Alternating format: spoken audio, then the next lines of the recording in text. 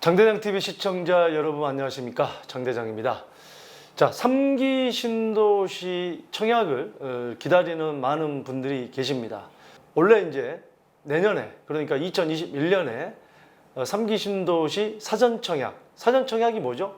예, 2023년에 청약이 들어가죠. 이게 이제 본 청약인데, 이걸 이제 어떻게 보면 심리적인 안정, 확실히 3기 신도시를 추진하겠다 라는 측면에서 사전 청약을 원래는 9천 가구를 하겠다고 했는데 이번에 3만 가구 하겠다고 했습니다. 이건 이제 뭐냐면 부동산 가격이 이 21, 22번째까지 어떤 규제에도 불구하고 계속해서 올라가니까 뭔가 무주택자들에게 심리적인 안정을 빨리 줘야겠다.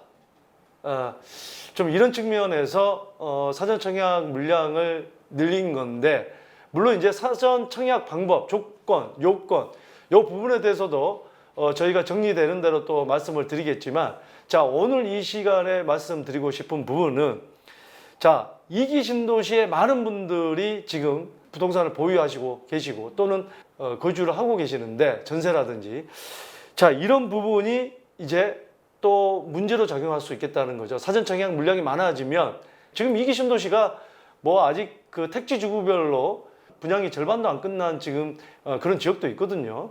그런 측면에서 볼 때 지금 이 영상을 보시고서 본인들이 보유하고 계신 부동산 또는 매매하려고 하는 부동산 또는 전세 살고 계신 부동산, 왜? 전세라는 거는 이 지금 여러 가지로 새로운 세입자가 또 들어와야 이 전세금도 내주는데 3기 신도시가 먼저 진행을 한다 또는 어떤 그런 심리적으로 어떤 그 초점을 그쪽으로 몰고 간다 그러면 3기 신도시보다 지금 입지적으로 좀 안 좋은 지역들 같은 경우는 여러 가지로 세입자들한테도 영향을 미칠 수 있는 그런 부분, 불안감을 주기 때문에 그런 부분까지 봐야 된다는 거죠. 2기 신도시 또 패닉. 서울 가까운 3기 신도시 먼저 분양 초유의 사태. 자, 사전 청약 확대로 3기 신도시 선분양. 사전 청약 확대 이제 3만 가구까지 확대하겠다. 서울에서 더 먼 2기 후분양 로드맵. 정부가 공급을 확대하겠다며 3기 신도시 사전 청약을 추진하면서 2기보다 3기가 먼저 분양하는 사상 초유의 사태가 벌어질 것으로 전망된다. 자, 공급에 쫓긴 정부가 스스로 세운 후분양 로드맵마저 훼손하면서 시장은 더욱 혼란에 빠질 가능성이 높다. 자, 무슨 얘기냐? 사전 청약을 하다 보니까 분양권 거래, 물론 이제 분양권 거래가 입주 때까지 지금 이제 조정 대상 지역 외의 지역까지 광역시까지도 다 분양권 전매 제한이 이제 8월부터 시행되지만, 어쨌든 간에 선분양을 하다 보니까 여러 가지 부동산 시장에 미치는 영향이 크다.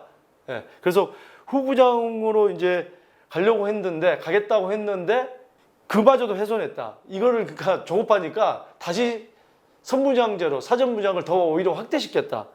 여러 가지로 정책이 지금 우후죽순이라는 얘기죠. 2기 신도시의 경우 결과적으로 대거 미분양을 우려하는 목소리가 나오고 있다. 자, 정부가 3기 신도시 사전 청약 제도를 진행하면서 일부 2기 신도시 단지보다 빠르게 청약받을 전망이다. 앞서 교통부는 7일 대책을 발표하면서 공급의 일환으로 3기 신도시 사전 청약을 제시했다. 3기 신도시를 포함한 공공택지에서 분양되는 물량 3만 가구를 오는 2021년 내년이죠. 사전 청약 진행하기로 했다. 자, 그래서 이렇다 보니까 2기 신도시에 대해서 후분양을 내세우는 상황이다. 최근 택지 입찰을 끝낸 양주 회천지구가 있죠. 663가구에서 아파트 단지가 후분양으로 공급될 예정이다. 지난해 파주 운정 3지구에서 750가구, 화성 동탄 2지구에서 1227가구 또한 후분양으로 입찰됐다. 하지만 해당 지구에 지어지는 단지가 분양되려면 못해도 2, 3년은 걸릴 전망이라는 게 이 업계. 그렇죠. 후분양이면 공사가 한 80%는 진행돼야 되기 때문에 빨라야 2년, 늦으면 3년 정도, 지금부터 빠르게 가도. 그러면은 3기 신도시 사전 청약이 내년인데 2기 신도시가 훨씬 더 늦게 하는 거죠. 어떻게 보면 3기 신도시 본 청약이 2023년이기 때문에 이거랑 비슷한 시기, 또 더 늦게 하게 되는 게 바로 2기 신도시의 일부 택지주가 될 수 있다. 자, 보시면은 입지를 한번 보도록 하겠습니다. 자, 1기 신도시가 초록색이고요. 2기 신도시가 바로 요 색깔. 자, 오늘 그래서 2기 신도시가 위기가 났습니다. 제가 이 색깔의 옷을 입고 온 이유가 있어요. 저는 이게 의사 하나까지 다 모든 주제와 연관돼서 이게 하나하나 준비하면 이게 준비성이 있어야 돼요, 여러분들. 얼마나 준비성이 강합니까? 같은 색깔 아닙니까? 예. 자, 3기 신도시가 2018년 12월에 발표한 게 빨강색이고요. 이 검붉은 색이 2019년 5월에 발표한 색입니다. 자, 야, 이게 지금 많은데 1기 신도시가 이제 분당 이쪽에 성남지구 분당, 안양, 삼본, 지금 고양 일산, 부천 중동 이렇게 이제 1기 신도시가 있는 건데, 자, 2기 신도시가 다산에 32,000 가구, 하남 미사에 38,000 가구, 위대에 45,000 가구, 또 어디 있죠? 양주 옥정에 64,000 가구, 김포 한강에 62,000 가구, 파주 운정에 88,000 가구, 인천 검단에 75,000 가구. 자, 그런데 이 검단만 해도 3단계까지 공사가 2027년까지 예정인데 지금 1단계에도 완료가 안 됐어요. 지금 전체 공정의 약 28%인가? 30%도 아직 분양이 진행되지 않았습니다. 검단이 계속 미분양이다가 최근에 이제 프리미엄 붙고 올랐는데 어떻게 됐죠? 최근에 검단이 속해 있는 인천 서구가 투기 과열지구로 지정이 되면서 갑자기 거래가 끊겼죠. 여기 이제 김포 한강 신도시 어땠습니까? 도시철도 경정철까지 김포공항에서 연결된까지 개통이 됐습니다만 생각 외로 가격이 정체되어 있습니다. 김포도 뭐 향산이라든지 뭐 고촌이라든지 서울에 가까운 지역에 공급이 많아지다 보니까 한강 신도시 뒤쪽은 정체가 돼 있어요. 거기다가 3기 신도시, 서울보다 더 가까운 3기 신도시가 인천 계양 17,000 가구, 부천 대장 2만 가구. 자, 인천 마찬가지입니다. 일산 1기 신도시 앞쪽에 고양창릉이 38,000 가구. 자, 남양주 광숙 보세요. GTX가 들어섭니다. 다산 신도시가 지금 뭐 30평대가 8억대 중반 뭐 이렇게 갑니다만 66,000 가구. 여기에 이제 GTX 노선도 지금 들어올 예정이라고 하고 9호선이 하남미사 거쳐서 뭐 가겠다 이거 추진하고 있는 와중이고 하남미사가 38,000 가구, 교산이 32,000 가구. 자, 그런데 이렇게 3기 신도시에서 내년에 3만 가구를 공급하겠다. 이제 구체적인 계획은 조만간에 아마 올 하반기에 발표를 하겠지만 골고루 나눠서 이제 청약을 하겠죠. 사전 청약장에 한 군데만 하지는 않겠죠. 그렇게 된다고 한다면 지금 여기 동탄 2신도시 보세요. 지금 동탄 2신도시도 지금 다 완료는 안 됐지만 11만 6천 가구, 1, 2신도시가 한 5만 가구, 합해서 12, 3만 가구. 전반적으로요. 공급이 굉장히 많아지고 있죠. 자, 여기에 더불어서 이제 뭐 4기 신도시 얘기까지 나옵니다.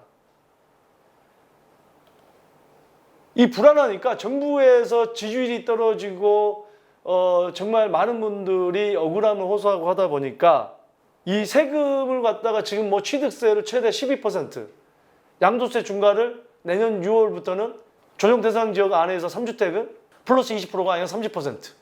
뭐 주택임대사업자, 뭐 증여세도 이제 취득세율을 이번에 올린 것처럼 올리겠다고 지금 하죠. 모든 세금은 많아져서 매도는 안 되는 상황에서 인천 검단 신도시 주변의 구시가지, 일산 1기 신도시, 이 지금 신도시 예전에 신도시 주변의 그 지역들 있죠. 구시가지 이런 지역들은 나중에 어떻게 될 것인지 우리가 지금 생각을 해야 될 필요가 있어요. 그래서 3기 신도시가 본청약 위주로 가서 2023년이다 한 다음에 검단도 1단계, 2단계 어느 정도 더 분양을 할 수 있겠지만 인천 검단이 뭐 지금 인천 지하철 확정이 됐죠. 2024년까지 개통시키기로 연장선이. 근데 인천 지하철 연장선 가지고 이 교통을 해소할 수 있겠어? 7만 5천 가구를? 2기 신도시의 이런 어떤 교통대책까지도 확실하게 지금 정해주지 않은 상황에서 3기 신도시 청약을 한다. 2기 신도시가 굉장히 어려운 상황에 처해질 수 있습니다. 파주 운정도 마찬가지입니다. 이 신도시 안에서도 제가 늘 말씀드리지만 부익부 빈익빈이 일어날 수 있어요. 동탄 2신도시만 해도 거기 신범단지 그쪽에 30평대가 38평형 이런 게 지금 뭐 11억대 이렇게까지도 갑니다만 지금 멀리 떨어져 있는 같은 단지 안에서도 5억대도 있고요. 예. 공식적으로 얘기는 안 하지만 미분양도 조금씩 있고 양주 옥정 같은 경우도 뭐 이제 7호선 연장이 간다고 합니다만 이제 덕정 같은 경우가 이제 GTX가 들어서고요.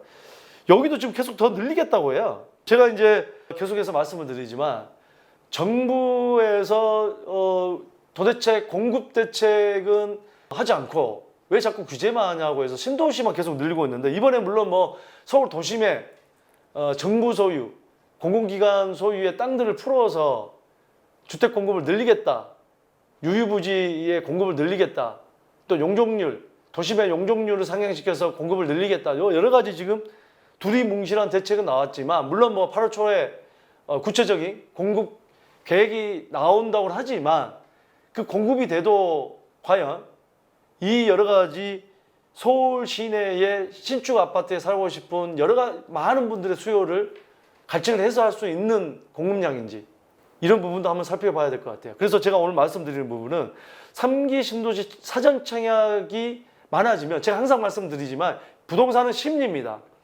왜 부동산 가격이 계속 오를까요? 지금 현재까지. 지금 21번째, 22번째 대책이 나오는 동안에도. 자, 시중에 유동성이 많다. 유동자금이 많다.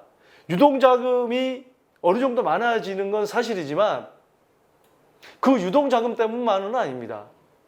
그 통계를 보면요. 제가 언제 그 자료를 가지고 또 말씀드리겠지만, 그 통계는 진짜 주택을 폭발적으로 늘릴 만한 그 유동자금은 아닌 거예요. 자, 무슨 얘기냐. 기존에 비해서 뭐 10% 정도 이렇게 올라가고 있는 건 사실이지만, 그럼 왜 이렇게 이 유동성에 비해서 이 폭발적으로 주택 가격이 오르고 있냐. 많은 분들의 심리입니다. 주택 가격은 떨어지지 않을 것이다. 더 오를 것이다. 규제를 하니까 살 수 있는 곳이 10개에서 5개로 줄어들고 5개에서 3개로 줄어들고 하니까 이 돈의 양은 늘어나고 살 수 있는 거는 한계가 있기 때문에 그쪽으로 몰리는 거예요. 공급은 적고 수요는 많아지는 겁니다. 살 수 있는 통로를 이렇게 열어놔야 되는데, 여러 가지로. 주택임대사업자를 도입을 해서 장기간 끌고 가게 해서 매물이 많이 안 나왔고, 다주택자 양도세 중과를 그 정책을 펴서 팔면 얼마 남지 않는다는 그 심리 때문에 또 못 팔게 됐고, 그러다 보니까 이번에 뭐 내년에 1년 동안 기간을 준다고 하지만 2021년 6월 1일부터 양도세 다주택 조정 대상 지역 내에 2주택 이상은 플러스 10%가 아니라 플러스 20%, 3주택은 30% 또 올린다고 하고 1년 동안 기회를 준다고 하죠. 이 1년 동안에 기회를 준다는 게 일반 과세도 아니고 지금 현재 조정 대상 지역 내 중과를 그대로 지금 펼치는 건데, 과연 매물이 나올 수 있을까? 예. 그런 측면에서 볼 때 많은 분들이 고민은 많아지고 불만은 쌓여가고, 그런 상황에서 물론 집값이 많이 오르면은 무주택자나 진짜 우리 그 서민들을 위해서 그거는 정말 그렇게 돼서는 안 되는 거죠. 집 한 채 사기 위해서 평생을 벌어도 모자랄 판에 더 빠르게 뛰고 있으니, 근데 규제만 하고 세금만 많이 늘린다고 해서 이 정책이 잡힐 것이 하는 거에 대해서는 그것도 또 의문이라는 거죠. 제가 어쨌든 간에 정책에 대한 부분을 얘기하기 전에 항상 우리 장대장 TV는요, 정책이 어떻게 나올 것이라는 예측과 또 정책이 나왔을 때 우리가 어떤 전략으로 가야 유리할 것이다. 그리고 여러 가지 지금 전국에 계신 시청자 여러분들 살고 있는 곳에 과연 악재냐 호재냐 이걸 갖다가 정확하게 알고서 준비를 하시라는 거예요. 오늘 제가 3기 신도시 사전 청약 물량 늘어난 것에 대해서 2기 신도시 주변의 악재를 말씀을 드렸습니다. 물론 뭐 1기 신도시나 2기 신도시 중에서도 견고한 그런 어떤 지역도 있겠죠. 여러 가지 입지적으로 우수한 지역들, 그런 지역들은 괜찮겠지만 그렇지 않은 지역들, 또 일자리가 창출되지 않고 교통까지 좋아지지 않은 지역들은 배드타운 역할도 못합니다. 자, 이런 부분들을 명심하시고 여러분들 전략을 빨리 세우시기 바라겠습니다. 자, 여러분들의 고민사항 계속해서 받고 있습니다. 댓글이나 이메일이나 문자를 주시면 최선을 다해서 여러분들 고민을 해결해 드리도록 하겠습니다. 감사합니다.